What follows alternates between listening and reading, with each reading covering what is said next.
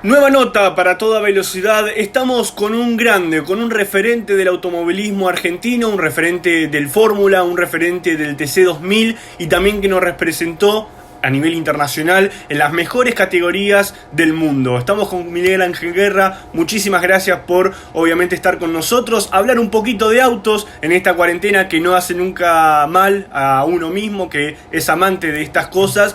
Y que primero, para comentarles al público, vos estuviste en una época que serías privilegiado para nosotros porque estuviste en la mejor época del automovilismo argentino, donde un Fórmula, ya sea un Fórmula 4, un Fórmula 2, un Mecánica Argentina o un Fórmula 2 Codasur, estaba a nivel de un Fórmula de Europa y de primer nivel. Miguel, buenas tardes. ¿Qué tal? Buenas tardes, Julián. ¿Cómo estás vos? ¿Cómo están todos? Un gran saludo. Sí, es verdad, yo viví una gran época, la época de oro, diría, de las fórmulas, donde en la Argentina, si bien fue siempre, tuvo una época y después se cortó, lamentablemente, pero sin lugar a duda siempre fue el gran semillero argentino y hoy día lo sigue siendo. Así que fue una gran época mía que me dio la gran base para después poderme desarrollar en todos los demás autos que seguían con más potencia en otras categorías. Para mí me lo dio toda la Fórmula 4 que la Fórmula Renault.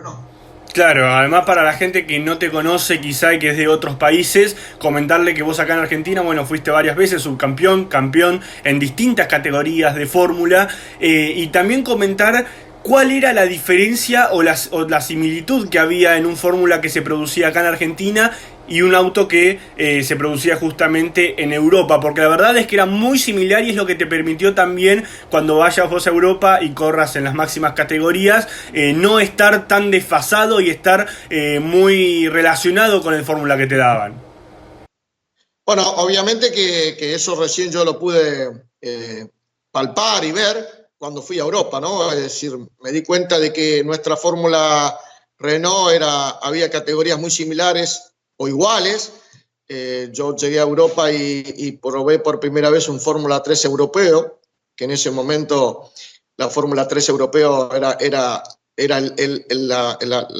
el paso previo a la Fórmula 1 internacional. No era que vos pasabas de Fórmula 3, Fórmula 2 y después Fórmula 1. El que andaba bien en la Fórmula 3 europea prácticamente era mirado por muchos equipos y premiado a ir a la Fórmula 1, la máxima categoría del mundo. Así que cuando probé ese auto por primera vez, era un Dallara con motor Toyota en el circuito de Varano.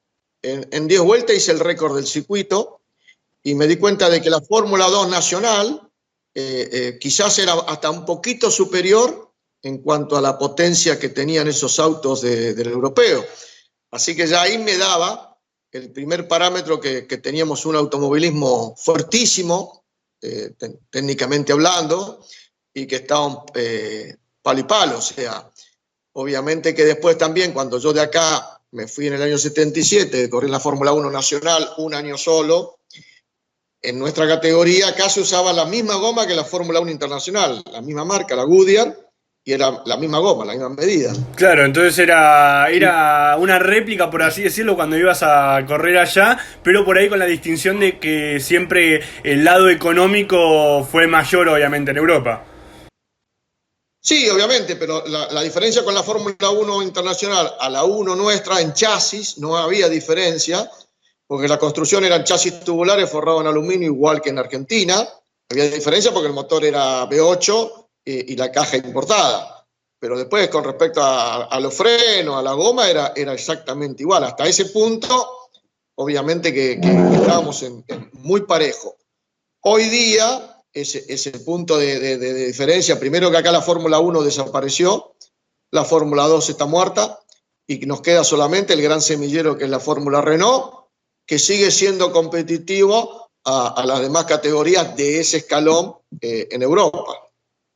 Claro, acá por ahí lo que se perdió un poco es el no seguir fomentando y el no seguir creciendo esas categorías semilleras que al fin y al cabo son las que después hacen que un piloto argentino pueda llegar a niveles como vos lo llegaste allá en Europa, y que me gustaría hablar cómo fue tu vivencia allá en Europa, porque como estuvimos comentando, estuviste en la Fórmula 2, estuviste en la Fórmula 1, en el mundo de la máxima categoría a nivel mundial.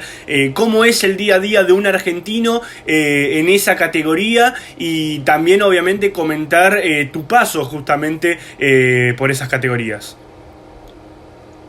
Bueno, muy bueno la experiencia, o sea, el sueño mío era llegar a la Fórmula 1, en el cual, gracias a Dios, lo pude concretar, hice los pasos previos que tenía que hacer, fui a la Fórmula 2, si bien hice una sola carrera en el Fórmula 3 europea, porque cuando yo fui debía debutar en Rouen, Francia, que era un circuito semipermanente, muy peligroso.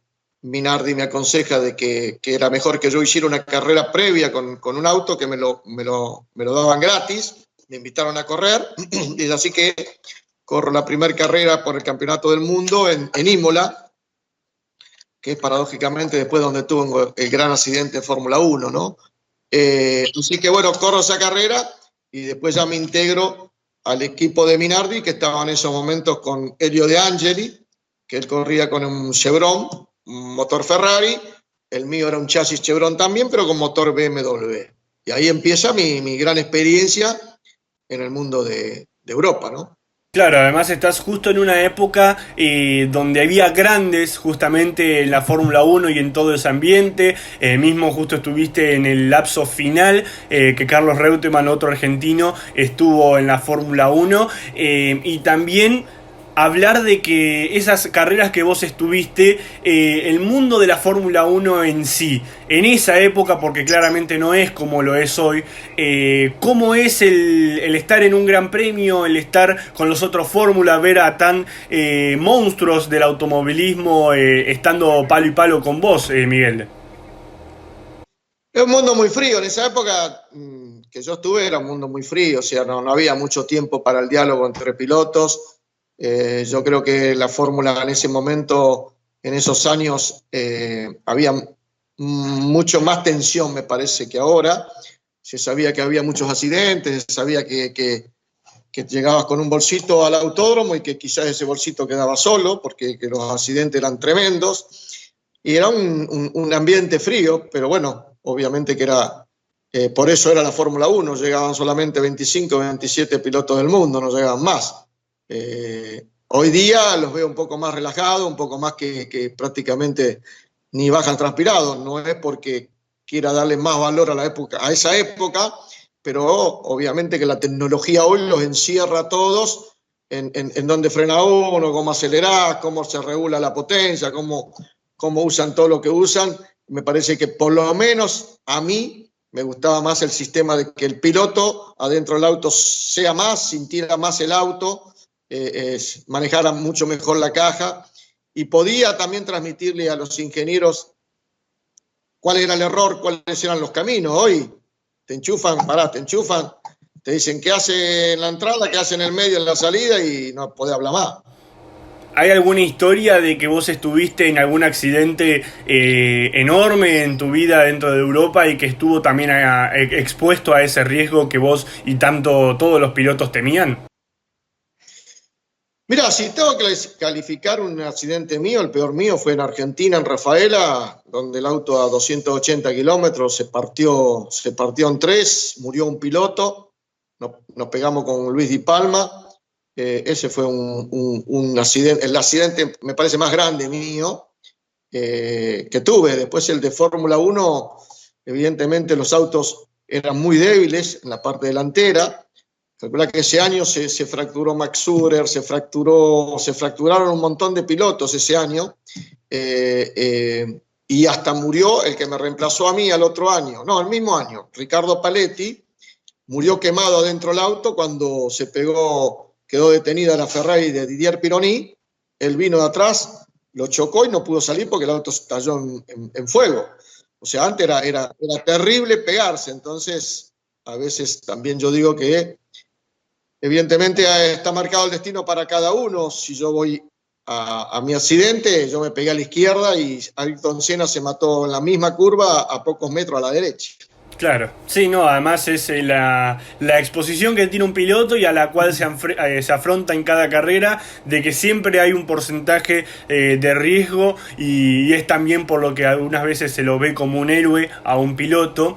Y quiero ahora desviar un poco este tema y también entrar a un dato de color, donde bueno, has tenido cruces con uno de los grandes también del automovilismo, como lo es el Flaco Traverso, y que es en parte muy bueno y también habla también de la calidad tuya como piloto, que bueno, el Flaco obviamente ya sabemos los títulos que tiene, la trayectoria que tuvo, pero la realidad es que hubo dos momentos muy importantes en tu carrera en donde pudiste lograr el primer puesto, el campeonato, tanto en el 89 con el TC2000 como en el 93 en el turismo italiano, y que el subcampeón justamente sea el Flaco. Es algo insólito, Miguel. Sí, bueno, es decir, en Italia corríamos cada uno para nosotros, no había orden de equipo y tampoco lo hubo en el TC2000, pero también se dio la suerte hacia mi lado de que yo fui el que sumé más puntos en el año. El Flaco vivía encerrado con muchos choques contra Cocho López, contra Besone y toda esa cosa lo fue ese año relegando, al cual yo todas las carreras fui llegando y gané el campeonato. Obviamente que para mí fue muy bueno porque el TC2000 hoy día se habla de esa gran historia, no de mi carrera, sino de la historia que tuvo el TC2000 en ese año. Y lo de haber ganado en Italia para mí era como un pequeño mimo de haber dicho, bueno, volví de tantos años de mi accidente y pude lograr un campeonato en Europa. Ese campeonato en Europa, me comentabas que fue como una incursión entre el Flaco, vos y una persona más que me vas a estar comentando, como decir, bueno, vamos y a divertirnos más que por ahí a sufrir el tema de los sponsors, que obviamente siempre se sufre, pero que fue un planteo más de ir a Europa y disfrutarlo. Sí, nosotros teníamos mucha relación y amistad con Carlitos Menem, que tenía un equipo de rally. Nos había invitado, habíamos hecho algunas carreras en el Federal, campeonato que él también participaba, y en una charla Carlitos nos dice, ¿qué le parece si nos vamos a correr un año a Europa, hagamos una carrera, nos divertimos un poco? Así que me puse a trabajar sobre el tema, conseguí rápidamente un equipo y también los sponsors que hacía falta. Y bueno, Carlitos encaró una categoría más arriba de la nuestra y nosotros encaramos la otra, que era la anterior a la máxima categoría. Así que corríamos ese año en el TC2000 12 carreras y corríamos en el campeonato italiano 10 carreras. O sea que viajábamos prácticamente, vivíamos arriba del avión. Y fue muy linda la experiencia, como te dije antes, porque para mí fue un mimo haber ganado el campeonato después de haber tenido, llamémosle, esa mala suerte, frustración de mi continuidad en la Fórmula 1. Claro, además, hablando de lo de antes, de la relación justamente de los fórmulas, de la época justamente de los 70 y principios de los 80, esto es en el 93. ¿Hay un salto ya más importante de similitudes y diferencias con un TC2000, que era por ahí lo más tecnológico que nosotros podíamos tener, o con un Top Race? No, en ese momento estaba el Superturismo, que era todas las mismas categorías, pero tenían la única gran diferencia, los presupuestos, que nosotros nos quedábamos asombrados porque ellos tenían el neumático libre, totalmente una locura. Imagínate que probaban, el viernes probaban 25 millones de compuestos, era un gasto tremendo. Que obviamente en el tiempo lo pagaron porque desapareció la categoría, porque es imposible que las empresas bancaran todo ese gran presupuesto. Después, técnicamente los autos tenían la misma tecnología, en algunos elementos, digamos, de otros materiales, por la posibilidad de que estaba en Europa y los grandes desarrollos, que después venían para Argentina, pero no estábamos lejos de lo que era conducir un TC2000 contra un Superturismo, ya que fuimos y competimos y estábamos en el gran nivel de ellos. Claro, y después algo que está muy bueno remarcar, que no solamente estuviste en el TC2000, en la mecánica argentina, no solamente estuviste en la Fórmula 1, estuviste también, bueno, en la categoría acá en la Argentina con más repercusión, con más historia y con más de todo lo que se pueda nombrar, como lo es el turismo carretera, donde vos ingresás justamente y paradójicamente con el flaco Traverso al haber ganado 2 de las 3 carreras de larga duración que se hacía en esa época y que después también es tu salto para tener algunas actuaciones. Sí, la verdad que eso fue histórico y es increíble lo que el turismo de carreteras llega y cómo la gente lo sigue, no se olvida. Esas 2 carreras que ganamos 2 de las 3 que se hicieron de 2 horas. Una fue en Rafaela, otra fue en Buenos Aires. Y después sobre eso llegó la posibilidad de una invitación para correr la tan famosa Coupé Dodge Azul, que me invitan a correr, en la que todos les lo llaman como Dodge Fantasma, que no creo que tendría nada de fantasma, porque el desarrollo lo hacía Jorge Pedersoli en los motores con Gardito Fernández, que ninguno de los dos necesita hacer algo raro para preparar un motor y que sea competitivo. El chasis lo atendía Rodolfo Di Meglio y era un lindo desarrollo al que yo acepté porque me gustaba y porque entendía que también ya tenía que hacer autos con techo en la Argentina, que era lo que más la gente seguía y la que uno podía disfrutar. Así que encaramos el proyecto, fuimos a 3, 4 carreras y en realidad con un costo tremendo porque no lográbamos llegar al domingo, el motor se rompía, así que se volvía todo el equipo y nos quedábamos sin correr. La carrera de Balcarce también se rompe el motor el día jueves, creo que era la prueba, se cortan las válvulas. Y bueno, dijimos otra vez a volverse y Pedersoli se empacó y dijo, no, me llevo el motor a Buenos Aires y ustedes el equipo se queda todo acá. Yo voy a rearmar todo el motor y lo voy a volver a traer.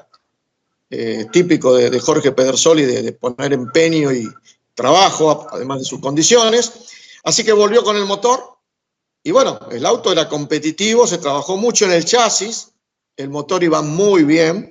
Di Meglio trabajó mucho en los amortiguadores, el auto fue competitivo y bueno, esa carrera tan famosa que hoy día la gente me sigue preguntando y con las dudas que ponen todos. Les voy a decir 2 cosas. La primera, que yo no paraba, el auto se paró solo porque se salió el tapón del diferencial, al salir el tapón se salió toda la grasa y el piñón y corona se quedó violeta, o sea, me quedé sin transmisión. Yo no paraba, el auto sí estaba para ganar. Lo que más me llama la atención bueno, no la atención porque son comentarios que hoy día está ganando la Dodge, hay varias Dodge que ganan, ¿no? La Dodge de Aguirre con motor Cherokee, motor y Dodge, y siguen hablando igual. Es que al lado mío venía un Ford y venía al mismo ritmo que yo. O sea, si hay que desconfiar de uno, hay que desconfiar de todo. Pero bueno, quiero que les quede bien claro que yo no paraba el auto estaba para ganar, me faltaban 3 curvas, así que no hubiera ganado de cualquier manera. Así que si volviera a tener que hacerlo y si tuviera la recuperación de que ese auto se volviera a rearmar, la verdad que lo volvería a correr otra vez y de la misma manera. No, sí, además con la trayectoria que vos tenías, con los campeonatos que vos lograste y además de la mano de Pedersoli que después justamente del 95 al 97 sale campeón con Traverso, lo ha preparado para grandes como Morresi, como Mouras y que siempre han estado adelante, son unos genios la verdad del automovilismo nacional. Agradecerte por esta nota, Miguel, y bueno, felicitarte por todo este paso que después obviamente no dejaste la actividad, estuviste metido en el Top Race, estuviste ahora metido justamente con el equipo Renault Sport del Super TC 2000 y que esperemos que las carreras regresen lo más pronto posible y que hasta ahora, bueno, habrá que cuidarse y esperar a ver por televisión cuando se pueda reactivar todo este mundo del automovilismo en Argentina. Bueno, sí, la verdad que estamos ansiosos de que la actividad vuelva por muchos motivos, como lo dije al principio, que hay mucha gente que vive del automovilismo, hay muchos dueños de equipos que tienen muchísimos empleados al cual deben seguir comiendo y alimentándose y necesitan esa plata esa entrada como para poder seguir adelante. Así que esperemos que el automovilismo arme un protocolo, que no tengo ningún inconveniente en que creo que el automovilismo lo va a poder armar. Se puede armar un protocolo hasta poder llegar a correr un día domingo. Hasta el mediodía corre una categoría y a la tarde correría otra categoría. Así que obviamente que en eso no tengo duda de que el automovilismo se va a adaptar. Simplemente que hay que esperar la venia de la gente del gobierno y la gente de salud que te permita hacer la actividad. Y que bueno, cada uno tendremos la gran responsabilidad, de la misma que tenemos ahora, de cuidarnos, de tratar de no hacer que el otro se perjudique y que tengamos las mismas reglas para todos de salud. Así que te mando un gran abrazo, te agradezco por la nota y cuídense. Con ustedes, un grande del automovilismo, Miguel Ángel Guerra, actualmente en actividad en una nueva entrevista para Toda Velocidad y para todo el mundo del automovilismo argentino.